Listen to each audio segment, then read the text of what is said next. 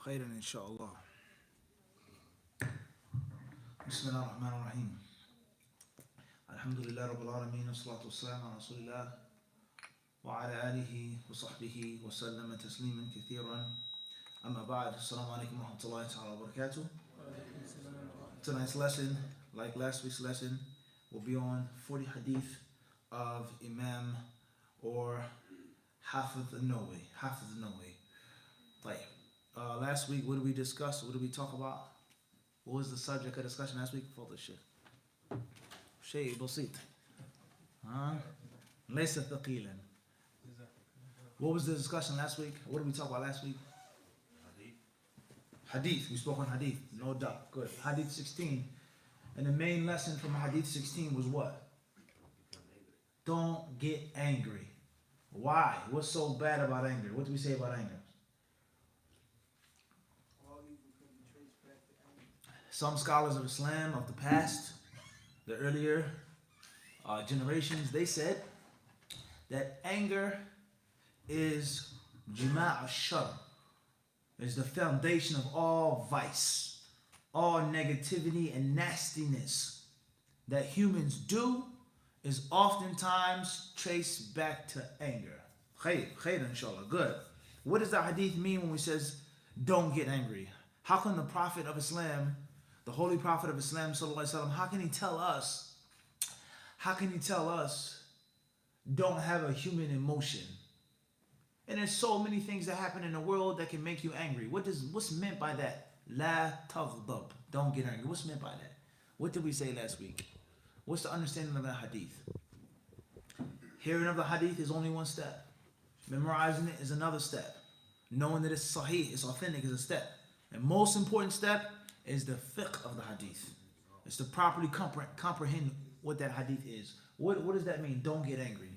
Is that it's haram, it's a sin to get angry? Don't let your anger overcome you. Don't let it overcome you. You be in control of it. Khairan inshallah. What else? What else did we say? Another interpretation is that when you get angry, don't act upon it. It could happen. You can get angry, you get mad at someone, yourself, your brother, your wife, your husband, whatever, but texting about it, punching, swinging, etc. is a different story. I'm angry, yes, no doubt. You got under my skin. Don't talk to me right now. Instead of me engaging you with speech which is unnecessary as a Muslim, and 9 out of 10 times I'm going to what? Regret it later on. 9 out of 10 times I'm going to regret later on. And just look at the wisdom behind that. Why do you have to apologize? I'm sorry, I didn't mean it. Just don't do it. No one forced you to text. No one forced you to speak. No one forced your arm back and forced you to swing. Just don't do it. Because in most cases, you're going to regret it. And in most cases, you're going to regret it when the regret is of no use. It's done. I apologize. Okay, I accept your apology, but I'm not coming back to work. I forgive you, but the marriage is over. No problem. La mushkila. I forgive you. You made a mistake. You're impulsive, but I'll never accept you as my student again. But I do forgive you though. La bas. We're Muslims. We forgive each other. But what? The relationship that once was? La. So this is from the fruits of anger. You do something and later on you regret it. You think about it was stupid. It was dumb. And that is the concept of self-control. Self-control. Khairan inshallah. Is anger always a bad thing? Is anger always a bad thing? No. You sure it's not always a bad thing? No. It could be a good thing. Yes. Controlled anger. Or anger for the right cause. For the sake of Allah. Such as, could anger be good in Islam as a Muslim? Could it be a good thing to get angry as a Muslim? Or seeing bad actions being taken. People disrespecting and violating Allah's laws. Violating Allah's laws. That's sacred. You can't do that. You can't say that. You can't go here, etc. And it's from Iman that you get angry. And if you don't get angry, and then you're just desensitized, it's nothing, the ID, no big deal, that's also a manifestation of what? Weak Iman. When you have no more jealousy for Allah. It's a manifestation that your Iman isn't strong when it's just normal. It's none of my business. Oh, well, hey, It's a manifestation of weak iman, right? And it's one thing not having the ability to change the evil. It's one thing not having the ability to speak out against it. And it's one thing in which you don't recognize it as being evil anymore. You see it and it means no difference.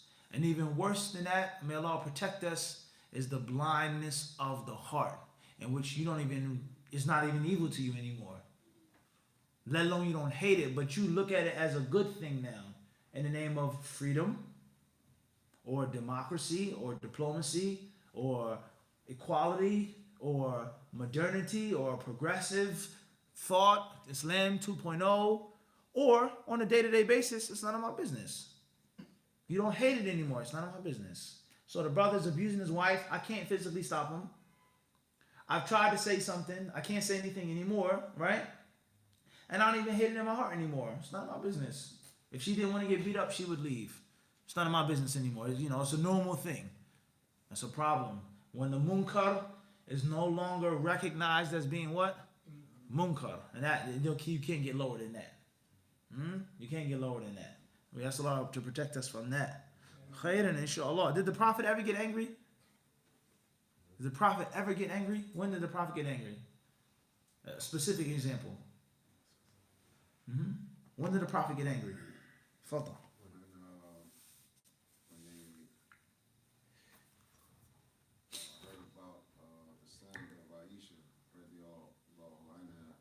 When he heard about the slander of Aisha, radiallahu anha. Tayyib. Anything else?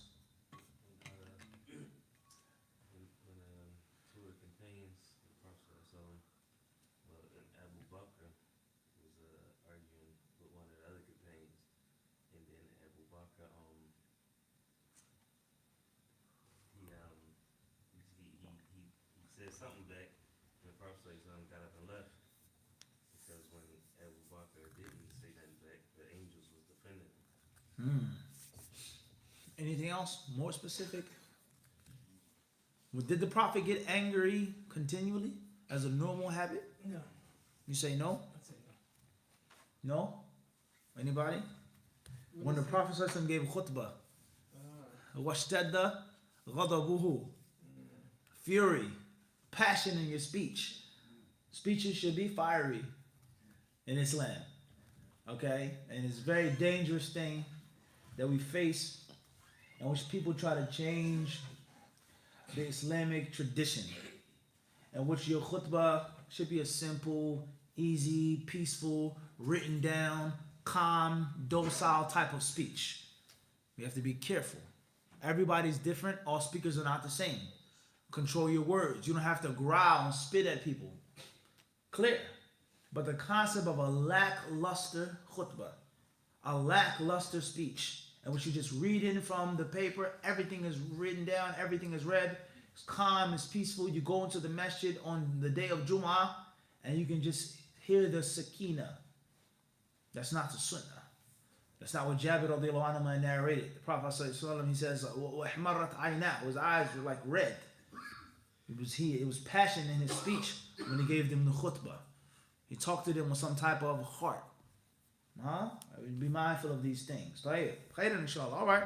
So let's move on to hadith number 17. And before we move on to hadith number 17, anyone would like to recite the hadith for us, inshallah? Anybody have any hifd, anything they memorized? Not yet. Next week or the next class? Inshallah. Sheikh, Bismillah. Bismillah. La bas, la bas, la bas, la bas.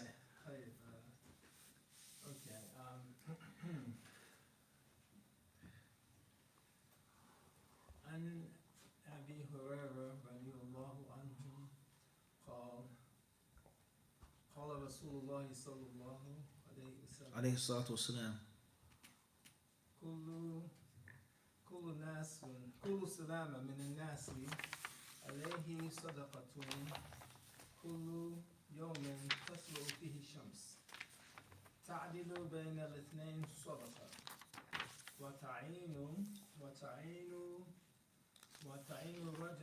الرجل في دابته فتحمله عليها أو ترفع له عليها متاعه صدقة والكلمة الطيبة صدقة وبكل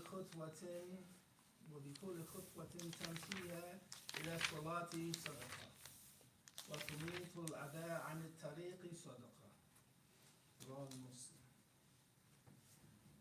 طيب. وعن وعن نواس بن سمعان رضي الله عنه عن النبي صلى الله عليه وسلم قال: البر حسن الخلق والإثم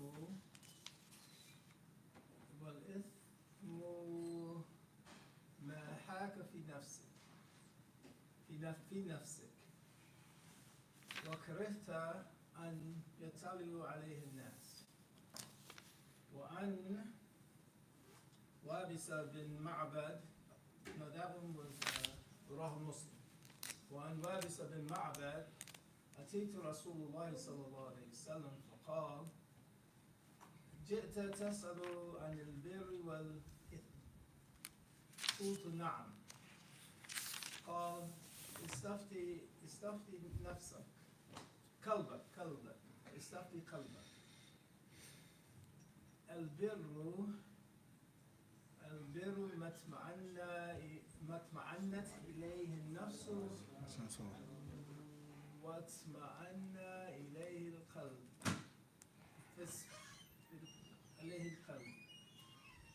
والإثم ما حاك في نفسك فتردد في الصدر وإن أفتاك الناس أو أفتوك. رواه أحمد والدارمي. طيب. وعن أبي نجيح الإرباض بن سارية: وعدنا رسول الله صلى الله عليه وسلم عليه الصلاة والسلام موئلة وجلت منها القلوب وذرفت منها العيون وذرفت منها العيون. فقلنا: يا رسول الله، كأنها موعظة مودع فأوصنا. قال: أوصيكم بتقوى الله والسمع والطاعة.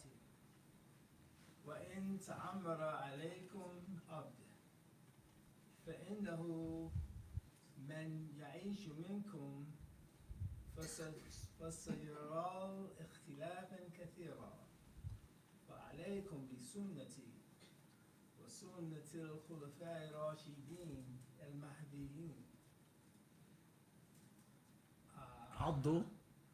عضوا عليها بالنواجذ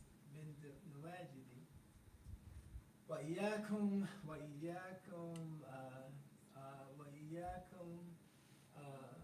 محدثات الأمور وكل بدعة ضلال. رواه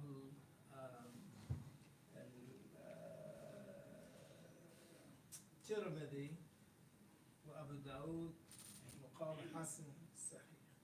جزاك الله خيرا شيخ. أحسنتم. Barakallah fikum. طيب. May Allah bless you all. And to the brothers and sisters who are watching, keep practicing on your memory. Bi'idhnillahi ta'ala. Keep practicing on it. Keep working on it. So hadith number 17, and a few books that we've shown you before, have given to you before. Show you a book tonight. One of the books that we read from occasionally for those tulab al-ilm, students of knowledge, is Al-Wafi. Al-Wafi. Sharh al-Arba'in. Okay. We've explained or read from the book before, but that's what the book looks like. They may have a new print, a new cover. This may be a little older. It's definitely a good explanation to have and to add to your collection. Under any circumstance, is it Jami'ul Ulum wal Hikam? La. It's a whole different species of book. But it's very, very beneficial. And certain issues, certain expressions, and certain words may be easier. So definitely something that you want to add to your arsenal, along with the other contemporary, classic, and classical explanations of 40 hadith of Nawawi. Khairan inshallah. So it says al-hadith al-sabi' ashar, hadith number 17, umum al-ihsan. Umum al-ihsan. عن أبي يعلى شداد بن أوس رضي الله عنه عن رسول الله صلى الله عليه وسلم أنه قال إن الله كتب الإحسان على كل شيء فإذا قتلتم فأحسنوا القتلة وإذا ذبحتم فأحسنوا الذبحة وليحد أحدكم شفرته وليرح ذبيحته رواه مسلم. Once more, عن أبي يعلى شداد بن أوس رضي الله عنه عن رسول الله صلى الله عليه وسلم أنه قال إن الله كتب الإحسان على كل شيء فإذا قتلتم فأحسنوا القتلة وإذا ذبحتم فأحسنوا الذبحة وليحد أحدكم شفرته وليرح ذبيحته رواه مسلم. Hadith number 17 is narrated by Abu Ya'la. That's his kunya, the father of Ya'la, whose name is Shaddad. Shaddad ibn Aus. Shaddad ibn Aus. May Allah be well pleased with him. The Messenger of Allah alayhi salatu wasalam said, Allah has obliged, Allah has ordained, Allah has prescribed, Allah has mandated Ihsan on all things, in all things, with all things, pertaining to all things. Allah has made Ihsan obligatory in all things. Example, فَإِذَا قَتَلْتُمْ فَأَحْسِنُوا الْقِتْلَةَ. And when you have to execute, you should execute in a manner of proficiency. If you have to kill, kill the right way. And when you slaughter, slaughter in the proper way, a proficient way, a quick way, as least painful as possible. Comma or period. Hadith says, and you should keep your knives sharp. Keep your knives sharp. وَلْيُحِدَّ أَحَدُكُمْ شَفْرَتَهُ. Keep your knives sharp. Last but not least, and the animal that you wish to slaughter, put it out of its misery. Put it out of its pain. Don't torture the animal. Don't allow the animal to suffer. Let the knife be razor blade sharp. Let the hand of the butcher be steady and poised. Bismillah, Allahu Akbar. Done. Over. Finished. Tayyib, the translation of this hadith. And this hadith is collected by Imam Muslim. It's collected by Imam Muslim. Meaning you can find this hadith in Sahih Muslim. So, what do you do now, brothers and sisters? You do not suffice yourself with the 40 hadith of Nawawi. In your house, in the English translation of Sahih Muslim, you go back and you find a hadith in the original source yourself. 40 hadith of Nawawi, Mishkat Musabih, Faza' al-Amal, Riyad Salihin, whatever book of hadith it is, week, whatever it is, any book is an ihala. It's a reference to the original source.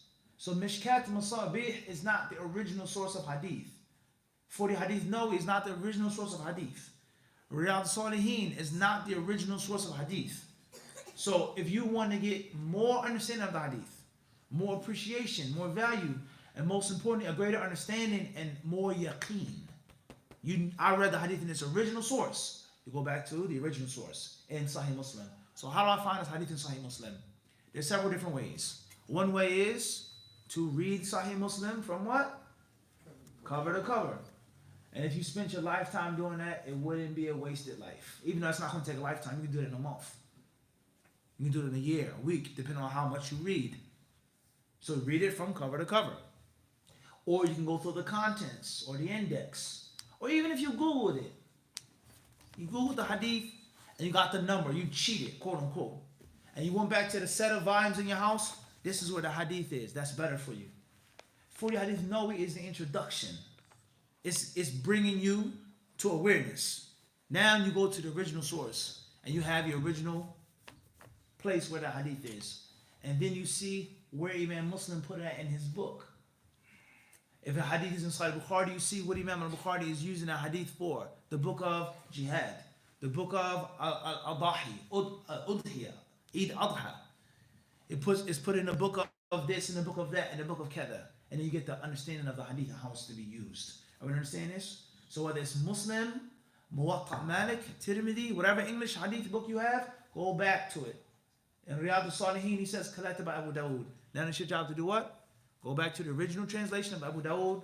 If you read Arabic and English, and you go back and you reference the hadith properly. And that is going to benefit you as a Muslim. It's going to benefit your children. It's going to benefit everybody else. Bidnillah ta'ala. As far as if you're a talib al-ilm, there's no need of discussing anything any further. That's your job as a student of knowledge to go back to the original source. That's your job as a talib al-ilm, to cut out as many middlemen as possible. Middlemen oftentimes are a necessity. You have to. You can't feed a baby a whole entire fish. You can't feed a baby fillet of fish. They have to eat baby food. And they grow into toddlers, 2, 3, 4, 5. And as they get older, then they pick out their own fish. And they have the ability to take the meat, to leave off the bones, to leave off this. And when they get old enough, they say, I don't even like fish. And I don't want to eat fish anymore. I want to be a vegetarian. I don't eat meat that much. But you can't say that as a what? As a baby. So student knowledge, you need middlemen, people that come between you and the bigger, larger books.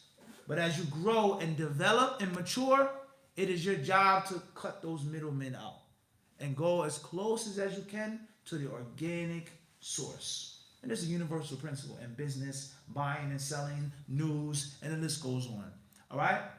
So therefore, let's never ever forget these principles with regards to the students of knowledge who are watching, the aspiring disciples. It's the proper way. And as that wise man said, the only way that a student can repay his teacher is by no longer becoming a student. That's the only way that you can repay your ustad or your mu'allim. We understand what this means? In other words, the knowledge that he gave you, the Quran that he taught you, the Arabic, the Hadith, whatever, you can never repay that person. You can give him $1 million and it will never ever fulfill the debt. Evident. And the only thing that's close to fulfilling and paying off that debt is you no longer being under him as a student. Meaning that you've what? You've graduated. And a true teacher is going to be happy. He's going to take pride in that. Alhamdulillah, student, you're better than me now. I taught you by Allah's permission. I'm proud that you went further than I did. And not jealousy and let me pull you down. And I was your teacher. I was there first. You were nothing. Abadan. Because knowledge is succession. And the bloodline is supposed to remain strong. And it's not supposed to be complacent and stagnated. The pupil is supposed to desire to outdo the master. With humility, with respect, with patience. But you have to, that's how knowledge survives and how it stays stronger. And the art becomes even more refined. It becomes what? Even more refined. And not just becoming complacent with what my teacher did or the past teachers. That's in any aspect of life. Any aspect of life. Khayran, inshallah. All right. So, the title of this hadith here in Al-Wafi, it says, Umum al-Ihsan, the generality of Ihsan. Ihsan is general. Every time, every place. And the Muslim is never removed from al-Ihsan. So what does Ihsan mean? Ihsan comes from Ahsana yuhsinu ihsanan, which comes from Hasuna. Yahsunu husnan. Hassan. Very popular name here in the United States. How many brothers you know named Hassan? Countless. Hassan. Hasana. Husna. Many people that have this name.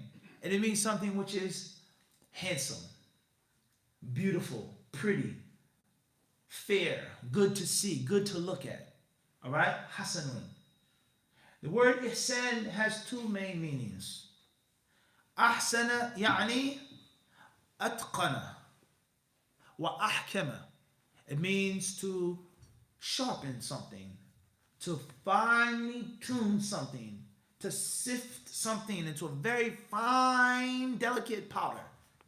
Ahsana shay idha atqanahu wa ahkamahu. is when a person masters a thing. Whatever that thing is, if it's a piece of jewelry, if it's a diamond, then the diamond is cut perfectly, polished perfectly. The carbon is at a minimum level. Ahsana, it's done, it's perfect. The jewel is a masterpiece. If it's a painting, no brush needs to be picked up. It's a masterpiece. Leave it on the wall. Everyone understand this? If it's something that you're tying up, it's sealed tight. Nothing on the inside will get out, and nothing on the outside will what? Get in. Everyone understand this? Whatever you're applying the word, ahsana. That's the first meaning, is perfection. Utter perfection. Utter perfection. Right? Like the jeweler. You think that the ring is done, but the jeweler keeps brushing it and polishing it and steaming it over and over and over and over again. And you're like, what? It's done, class. And he's saying, no, I need 3 more days before you can take the ring. Everyone understand this?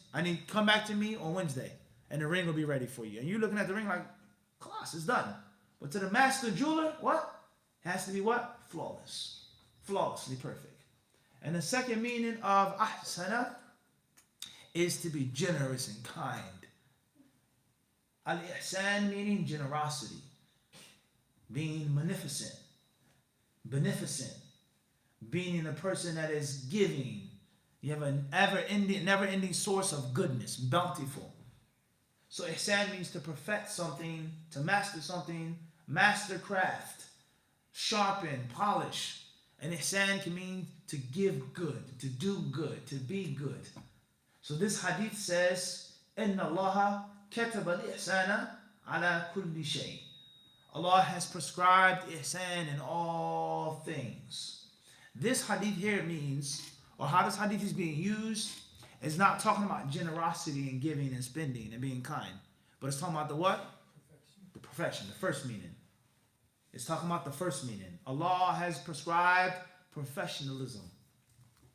Allah has prescribed sharpness. Allah has prescribed fine-tuning. Ala kulli shay, in whatever you pursue. You understand this? And whatever what?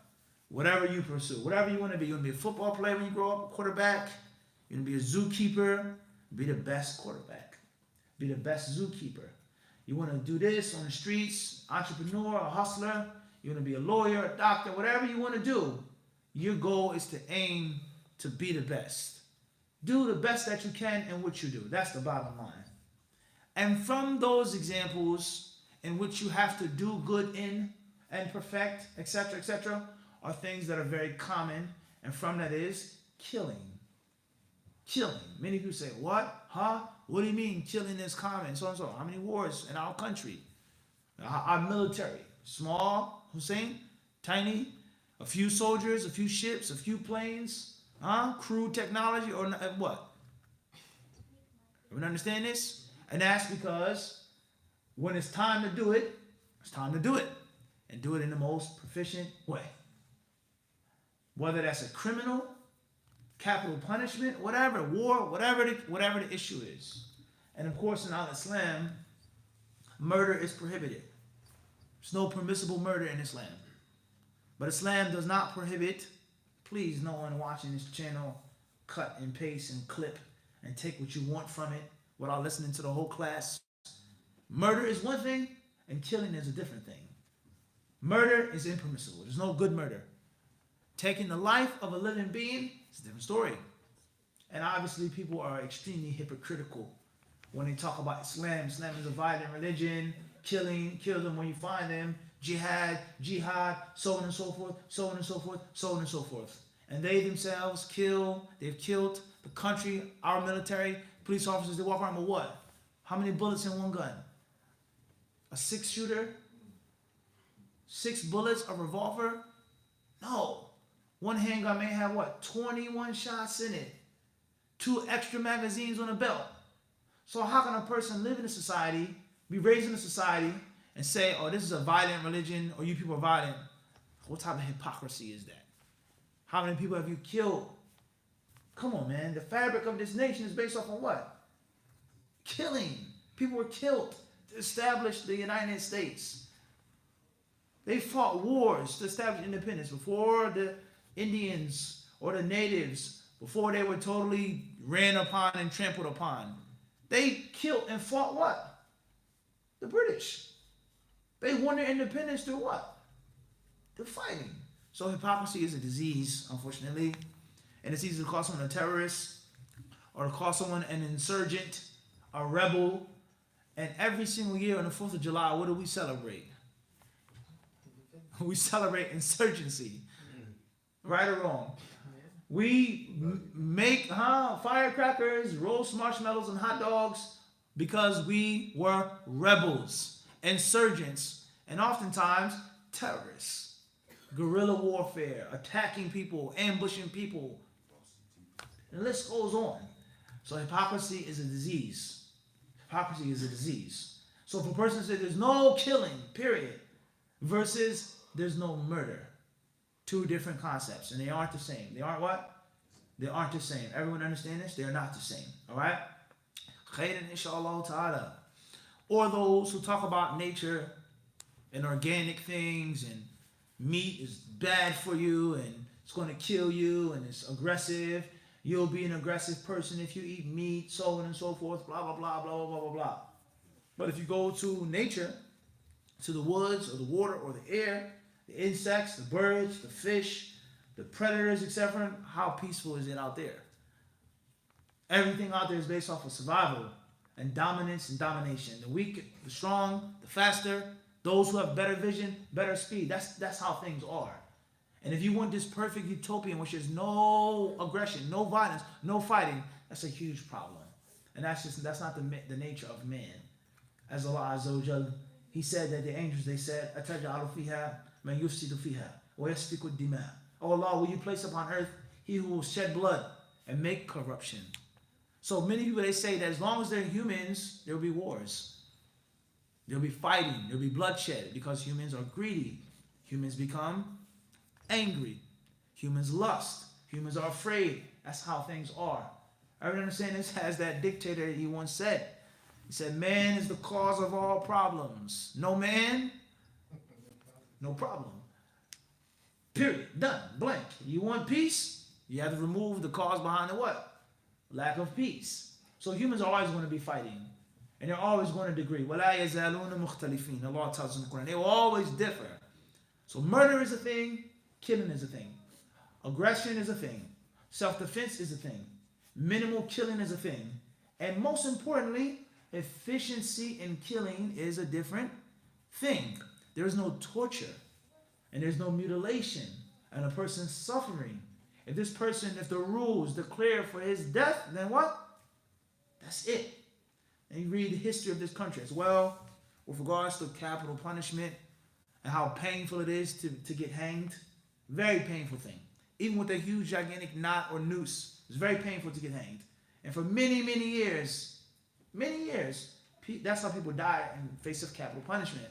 Electric chair, and all types of capital punishment, which is extremely painful and gruesome to watch, to smell, and to hear. So the concept of hypocrisy is a problem, all right? So any smart person and wise person, he knows is that as long as they're human beings, there's going to be what? There's going to be violence. A little or a lot, that's just how things are. That's the nature of this world. Everyone understand this? So Islam has provided a realistic solution with regards to peace, with regards to avoiding so on and so forth, and with regards to when it's time to do it, it should be what? Bismillah, in the most efficient and proficient manner possible. That's what this hadith is guiding us to. Common.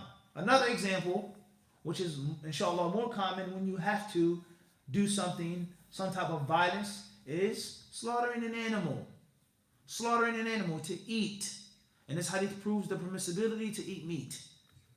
The permissibility of eating meat. And that it's not haram to eat meat. And if it was haram to eat meat, the Prophet ﷺ will not tell us this. The Quran will not have those ayat in Surah Al-Hajj. فَصَلِّ لِرَبِّكَ وَانْهَارٍ. Pray to your Lord and slaughter for your Lord. Ayah after ayah, which Allah Azza wa Jalla mentions about the an'am, the cattle, as a blessing upon us. Manafi'u, benefits for you. What type of meat you eat, how often you eat meat that's full of poison and toxin, that's a different story. Not allowing your food to digest, eating too much, that's a different story. But the belief that meat itself is bad, is poisonous, is toxic to the body, that no doubt is going to lead a person to kufr. Kufr akbar. To believe that meat is harmful to the human, mutlaqan, absolutely. There's no good meat. Poultry, fish, chicken, doesn't matter. It's all evil and it's all harmful to the body. So Allah Azza wa Jal, He said, not that meat is permissible, it's okay, but He mentioned the meat as a blessing, a ni'mah, a blessing upon us. And we say that Allah Azza wa Jal's blessing is a curse. Allah's blessing is toxic, it's poison. It's extreme disrespect to Allah subhanahu wa ta'ala. Extreme disrespect.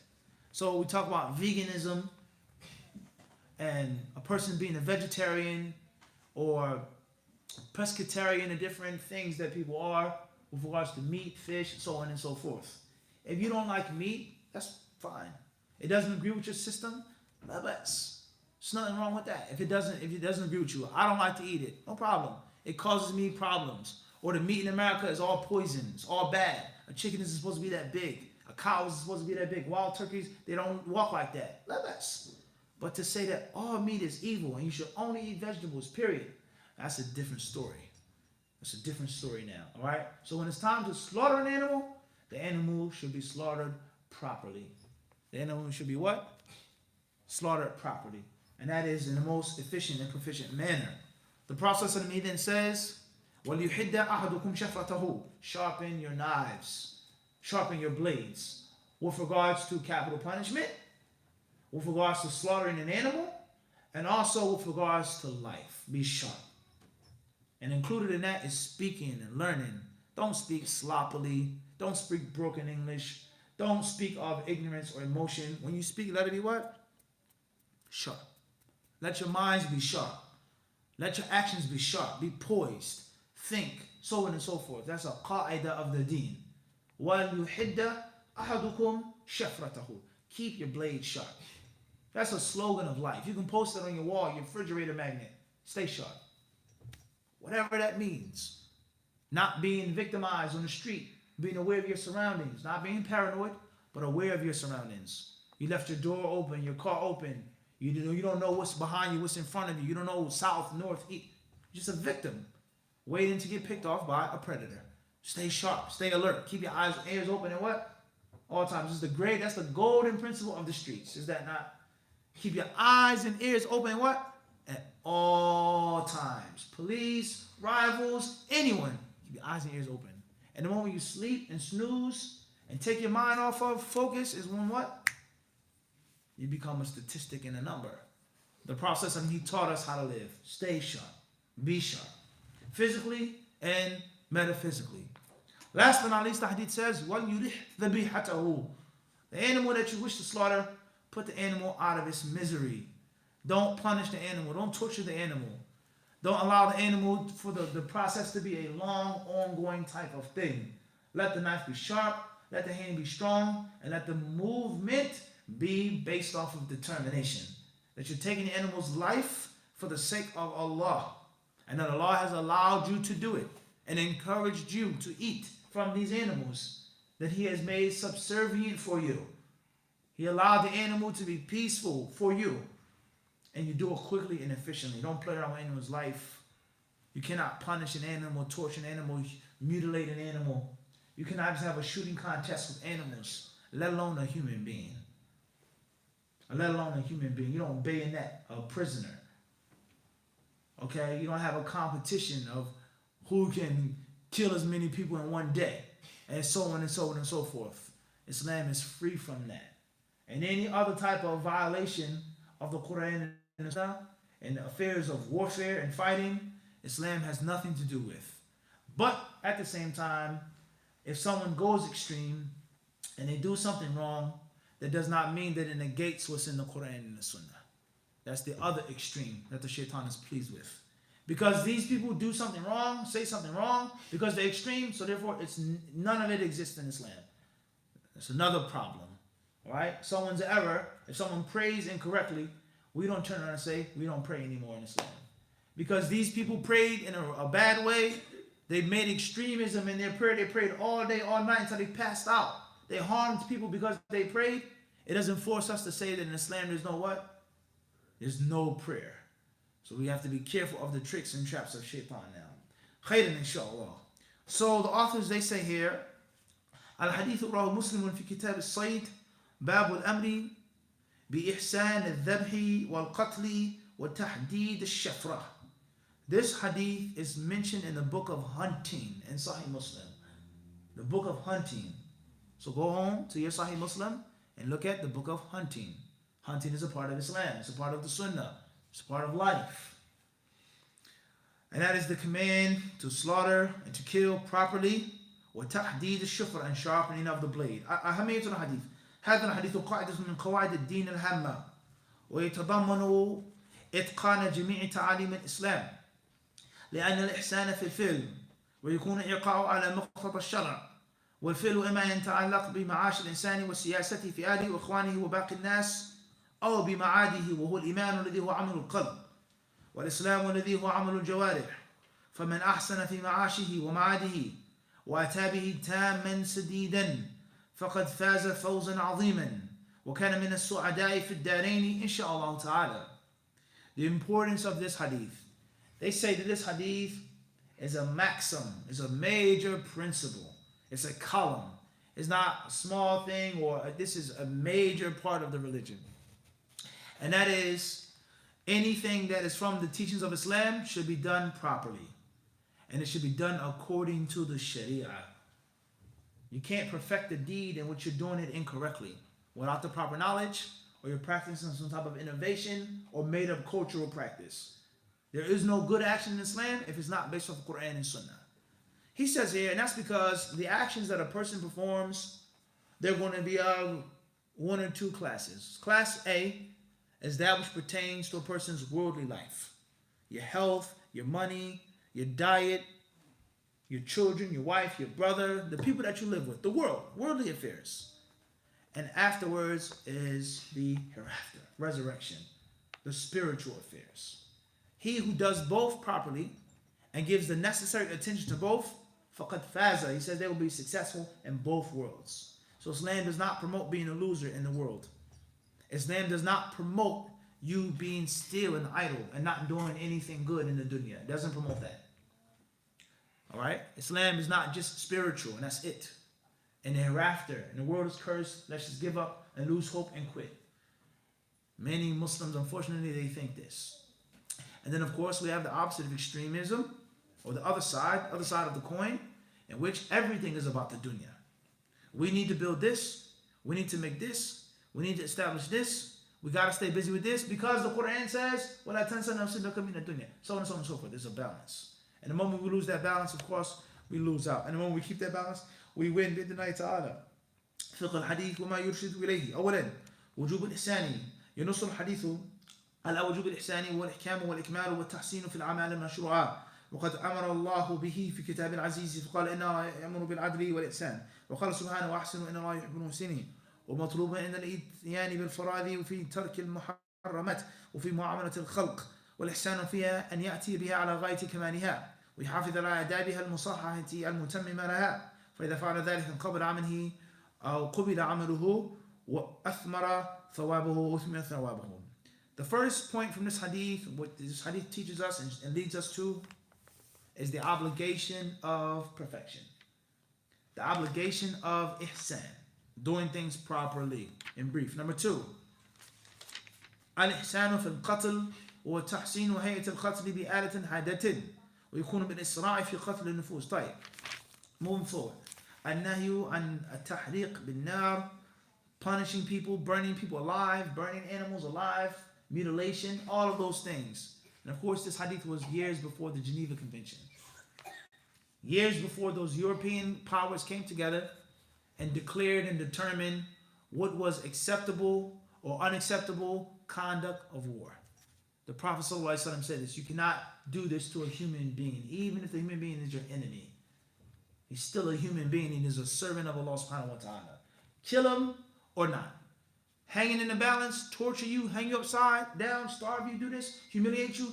Nah, that can't be done. And this teaching was laid down before there was a thing called Geneva Convention. Moving forward.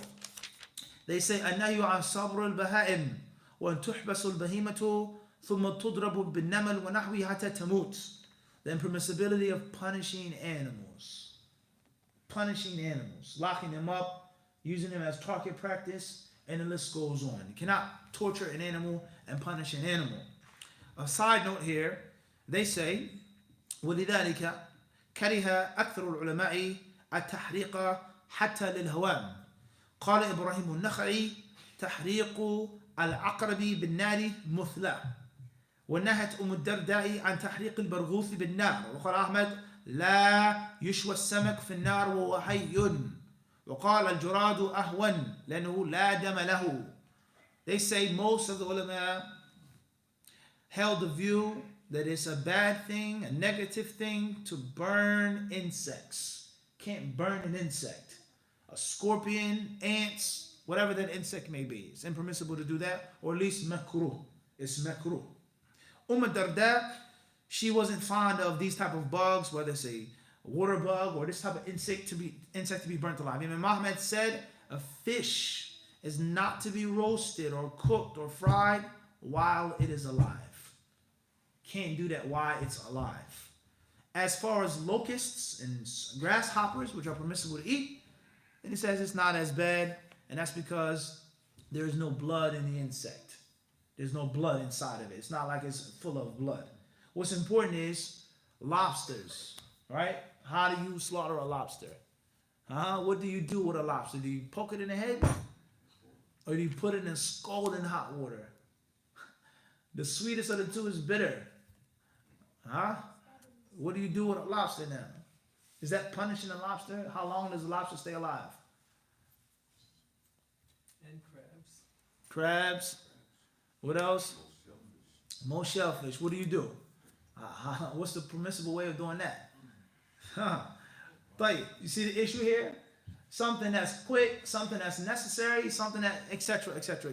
The point is just punishing an animal or an insect, right? So now, can you exterminate rodents or bugs in your house? Can you use bug spray if you have roaches or water bugs or ants? It's a good question now. What happens when you spray that stuff on them? Fixation. You think that's pleasurable or painful? They're dancing out of happiness? Tayyib? Okay, or stepping on a bug. Can you step on a bug? Can you use a fly swatter? Can you zap them with electricity? Rats and mice. Can you put them in a trap? Is that trap inhumane? You don't put them in the trap. You put them in the trap, Sheikh. You put the cheese there. The cheese and the peanut butter, kalas. Right? Akhib, you basically what? Put it in there. Unless the mouse is very smart and clever. In which they'll take the cheese and what? That's the worst feeling, The cheese is going and the trap didn't snap. You've been outsmarted. Tayyib, these are very important questions with regards to annoying insects or rodents. Is it permissible to kill them?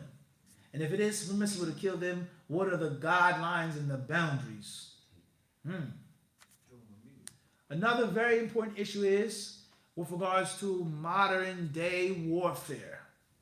The impermissibility of burning someone alive. What happens when you shoot a missile or a rocket at somebody? What happens? How do they die? What happens? No question. Extremely. So so what do the Muslims do in the Muslim army? Are they not allowed to defend themselves? But that's burning the enemy alive. No doubt about it. When you press that button, you know what? In a couple of split seconds, he's going to be what? Real hot. Is that permissible or impermissible? Is that necessity? Necessity. Allahu Akbar. طيب. Moving forward. They say النهي عن اتخاذ شيء فيه الروح غرضا والغرض هو الذي يرمى فيه بالسهام أي يتخذونها هدفا. Use something as target practice. Humans are not allowed to be used as what? Target practice. Animals are not allowed to be used as target practice. Number 6, Al-Ihsanu fi dhabh al-baha'im. With regards to slaughtering, and that's a class in itself. The rulings of slaughtering. Is it allowed to use a serrated blade when you slaughter? Can you use a serrated knife? You say no. Anybody else? Everybody agree on this? Is slaughtering inhumane? Does the animal suffer? Or, very important nowadays, wearing leather. Can you wear leather? Many cars now, they have man-made leather or synthetic leather. And they say that the actual leather from a cow or a goat is inhumane. And the animal suffers. What's the position of Islam towards that? Can a person have a fur? Can you wear fleece? You say the animal suffers. No suffering. How they catch the mink? Is it even permissible to wear fur of a carnivorous animal? That's an issue in itself. But for argument's sake that it's permissible, how do they catch that furry, cuddly animal in the woods? How do they catch it? Trap them. How pleasant is the trap, Sheikh? If you stepped on it. Huh? It's quick. It's quick. What if it only catches his leg? How many days will it stay in the forest or the woods? Or certain animals that what? They chew that. How much suffering is involved in that? Or chinchilla or alpaca or whatever, and they skin it alive because it keeps the fur soft. And if you kill it first, the fur will become what? Hard. You can't tell the difference. But this is a $1,000 piece of fur right here. Every small ounce of softness makes a what? Huge difference. You're talking about luxury. These are all things included in this hadith. The suffering of an animal, unnecessary suffering of an animal, okay, with regards to slaughtering an animal and killing it in the best way possible, fastest, quickest way possible. All of these things are included what? In this hadith. And Allah subhanahu wa ta'ala, He surely knows best. We ask Him for guidance and for protection. And we ask Allah Azza wa Jalla to make things clear for us and to give us the ability and the courage to follow them. Ameen. Jazakumullah khairan. That is the lesson for tonight. And perhaps we'll take some of the questions of the brothers here on the class, on the lesson. And if not, from online, Jazakumullah khairan.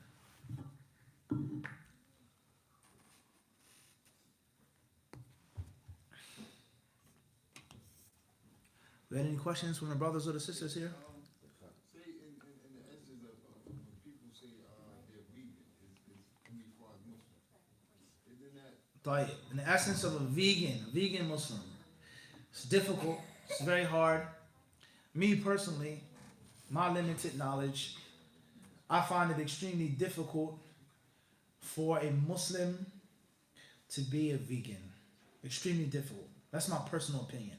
A vegetarian is one thing, but for a person to have the belief system in which most vegans that I've come across in my life, I don't see how it can mix. I don't see water and oil coming together. It's a difference between I prefer not to eat meat. I choose not to eat meat. There's nothing wrong with it. I cook meat for my children. That's fine. But I don't like to eat it. Versus meat is a poison. It's toxic. It's inhumane. It will make you aggressive. It will. And Allah knows best. At the end of the day, balance is very important. Very important to be balanced in our lives. And it's very important for us to differentiate between what Allah Azza wa Jal has made and created and given us, and that which is untouched by man, unadulterated, versus that which has been smeared by man's greasy hand. Greed. Why is the chicken made bigger, faster? Because of greed. Commercial gain. Filling my belly more, faster, versus a chicken. Natural chicken. Alright?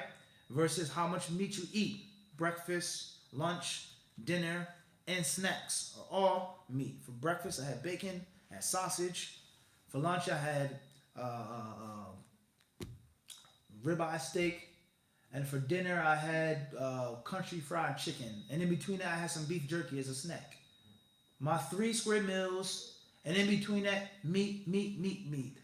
Let alone sodium. How much sodium is it? And I'm not saying it's haram, But just making an example, how much sodium is included in one serving of bacon? Halal bacon, of course. Sausage, how much sodium is in that? Now I'm gonna have a lunch and have more sodium. So the concept of meat, proper meat from the proper animal in a proper way versus overindulgence, versus the meat that's been sitting in the freezer, versus the meat that's full of preservatives, versus the meat versus. So there's a difference. All right, it's a difference. Al-Muhim, in brief, of course, it's permissible to eat meat in Islam, and it's not haram.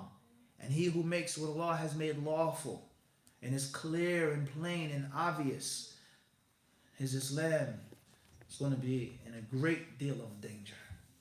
A great deal of danger. And Allah surely knows best. Fadl Akhi. I remember reading the hadith. It was about when a group of brothers, they came to the, I believe they came to the Prophet Sallallahu Alaihi Wasallam. and they were asking for, I guess they were hungry, and they were asking or they were sick. I guess the Prophet advised them to go to this person and drink the urine of the camel, and they drank the urine, and then they killed the people who were involved. Okay. And they, I guess when the Prophet got word of it, they took care of them.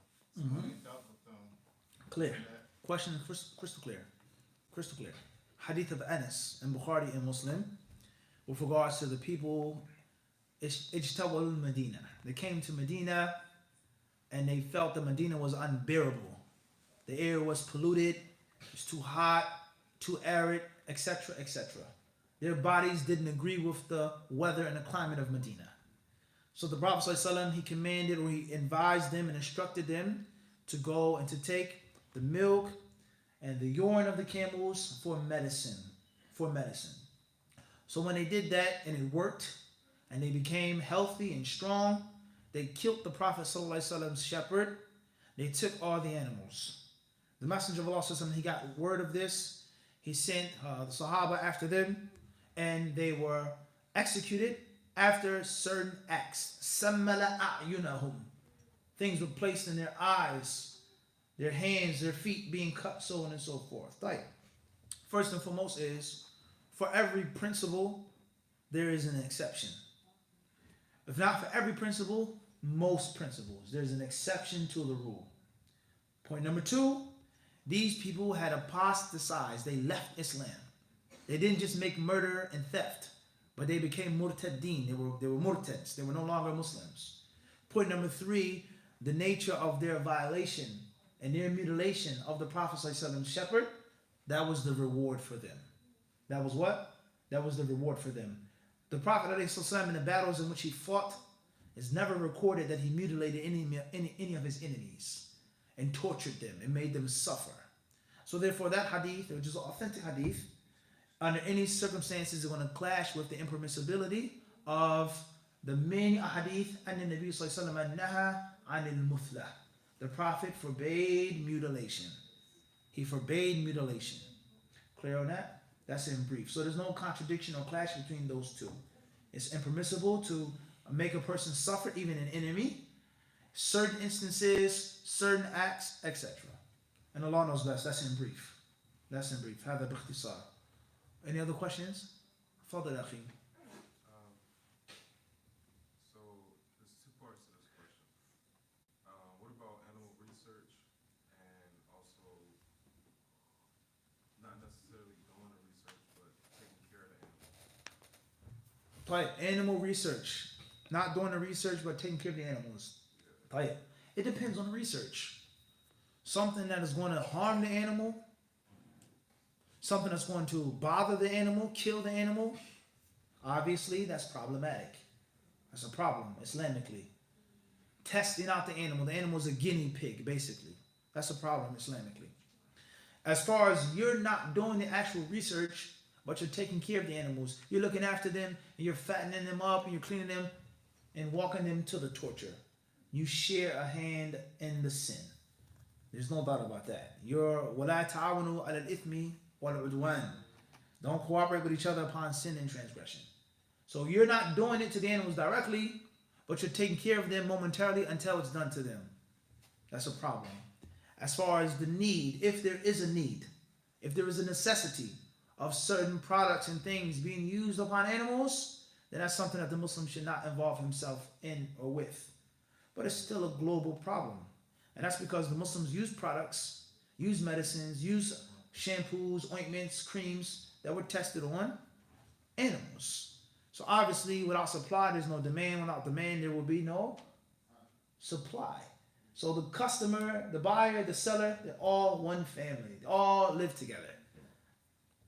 All right, so these are problems. Okay, these are problems. And I think, and Allah knows best, with many things, that certain tests and experiments can be at least minimized. But, so last thing I'm going to say with regards to this brief answer is that medicine, oftentimes people look at medicine as such a beautiful thing, such a sweet, lovely thing, and other things are bad and negative, but medicine has a very dark history. It always had. Always has. And in most cases, or many cases, it always will. Many medicines that you take or surgeries only were proven successful through suffering of people and of animals. That's how it is. All right?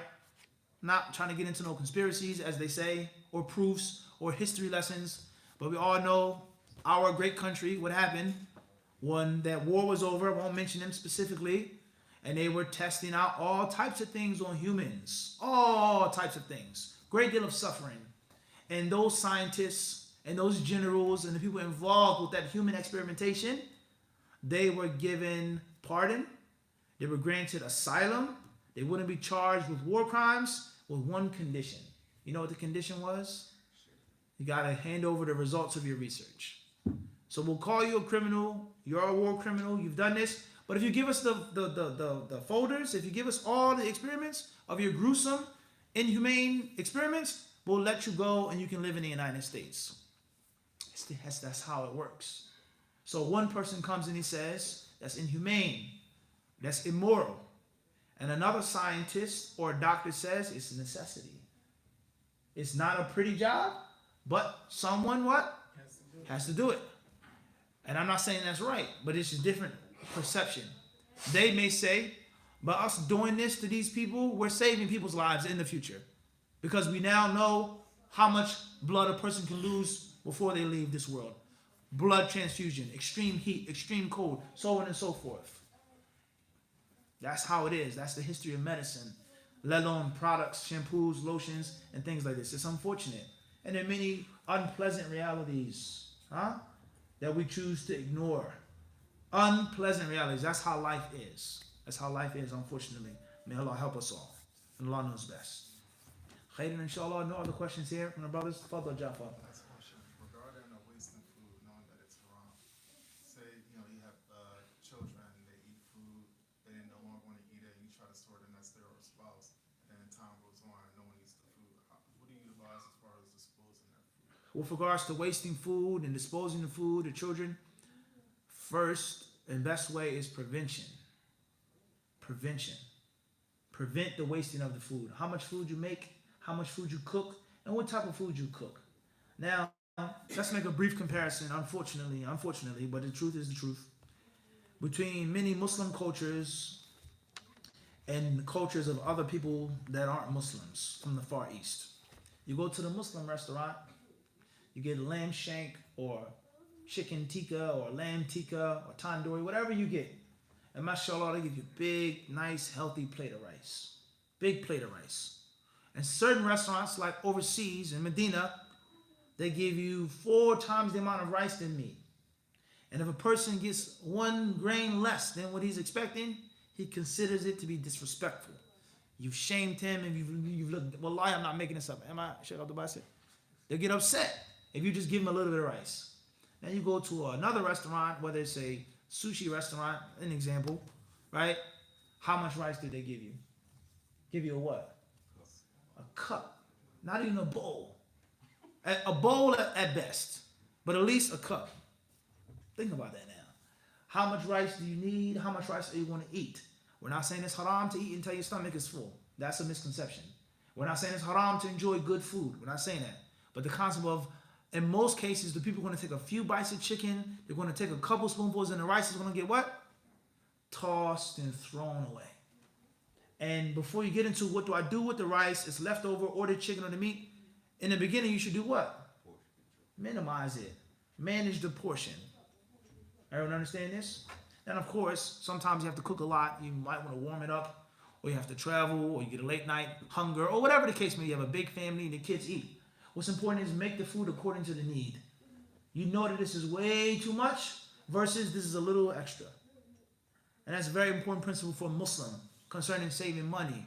I'm saving money for an emergency. I have enough money for a year if I break my leg and I can't work. 6 months. Versus just save, and the money is just sitting there. The cause of Allah, Hajj, Umrah, none, it's just amassing money. There's a difference between the two. So no one is saying that you can only have a bowl or a cup of rice. We're not saying that. And we're not saying that you can't make food and eat leftovers. We're not saying that. But just be what? Mindful. And oftentimes we aren't mindful and we cook so much, we make so much, and unfortunately the food is what? It's wasted. Or consumerism. We go to the supermarket, there's so much. You buy things that you don't even eat. You don't even need, you don't even want. You're just buying it because it's there. Only $2.99. Only $5.99. Only $10.99. That word only is dangerous. They don't tell you the price of it only. It's just $6. There's a reality of consumerism. So the Muslim has to be what? Mindful. Now, getting to the issue. I did make food. The kids didn't eat it. What do I do with it? If you can't eat it yourself, if you can't eat it, give it to someone who will eat it. If you can't find a poor, hungry person, Muslim or non-Muslim, give it to animals if you can. Last but not least, compost. Use it as compost, inshallah. And if you can't find no one to eat it, it's going to go to waste, or it's rotten, then put it in the trash and ask Allah for forgiveness. And Allah knows best. Khairan, inshallah. No questions from the brothers or the sisters. Let's see if we have any questions online with regards to the topic. UW from London, UK. Assalamu alaikum wa rahmatullah. If a man and a woman hit by her husband, is it better for her to lie about? Assalamu alaikum. AA from Michigan. Please mention your city and town, please. Where you're coming from in Michigan. Jazakallahu khairan. Is it permissible for a woman to name herself in the female tense of the slave of Allah, of one of Allah's names, i.e. Abdurrahman? I've only heard Amatullah. Habib Baya, East Orange, New Jersey. What time is your talk tomorrow? Sheikh Habib, that's not pertaining to the class. AM, Springfield, Virginia. How should a woman determine a mahar as amount? Please, guys, don't forget that on Friday nights here at Masjid al-Mujahideen, questions are pertaining to the class. Inshallah ta'ala, hopefully tomorrow night or when we're in New York or other places, we take questions pertaining to the class and other than the class. But tonight is only pertaining to the issues around the hadith, the 40 hadith. Please, jazakumullah khairan. Tayyib.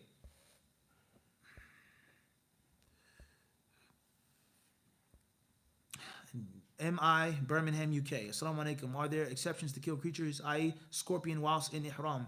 Jazakallahu khairan. Yes, for sure. The Prophet ﷺ says, Khamsun min al-fawasiq. 5 things, 5 creatures or insects are fasiqs. يُقْتَلْنَا فِي الْحِلِّ وَالْحَرَمِ.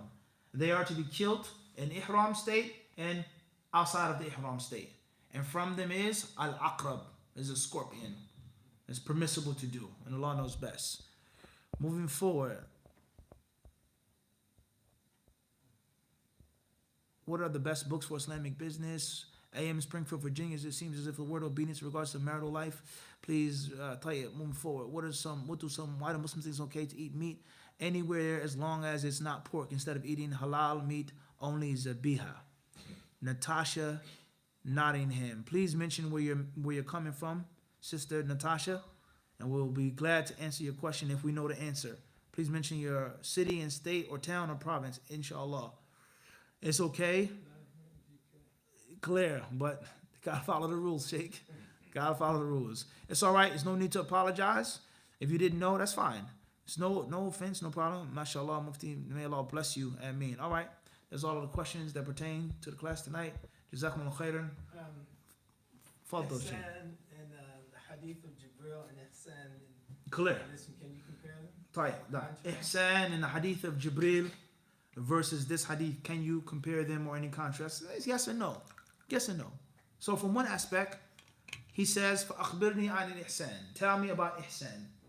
And the Prophet ﷺ, he said, أَن تَعْبُدُ اللَّهَ كَأَنَّكَ تَرَاهُ, to the end of the hadith. To worship Allah as though you see Allah in this life.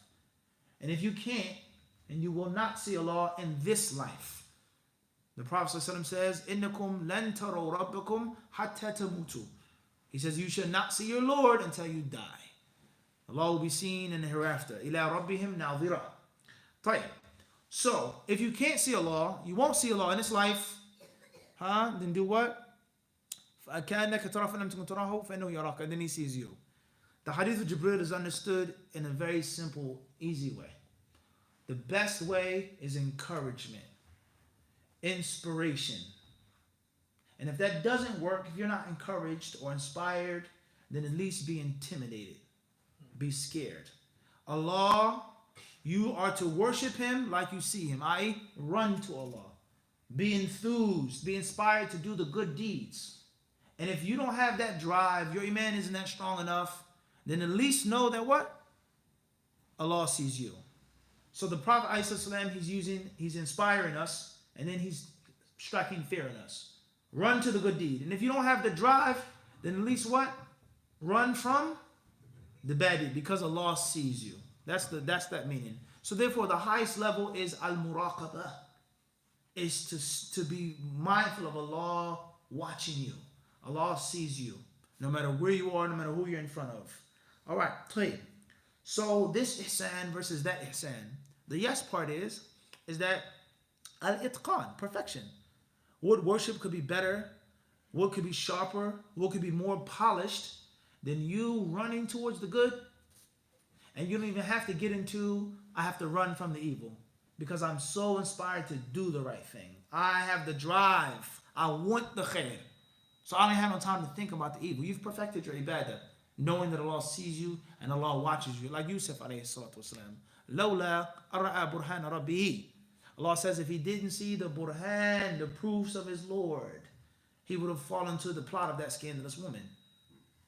He would fall into the plot of that scandalous woman. All odds were against Yusuf alayhi salatu wasalam. Everything was against him. Yusuf was extremely handsome.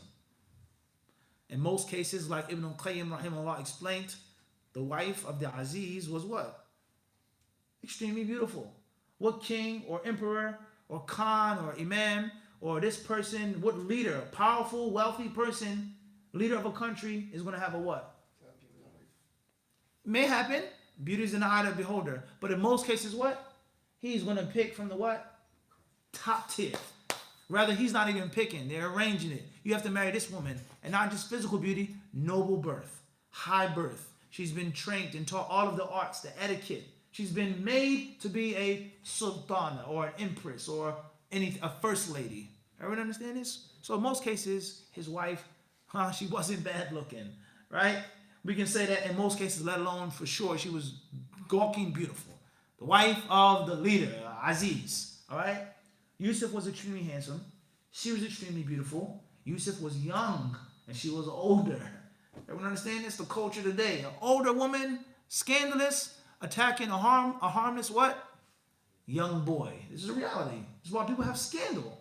This is not a joke. This is serious. School teacher, whatever it is, coach, an older woman, more experienced, been in life, she's been mistreated, she's been let down, she's been disappointed, and she sees a young, innocent, green boy.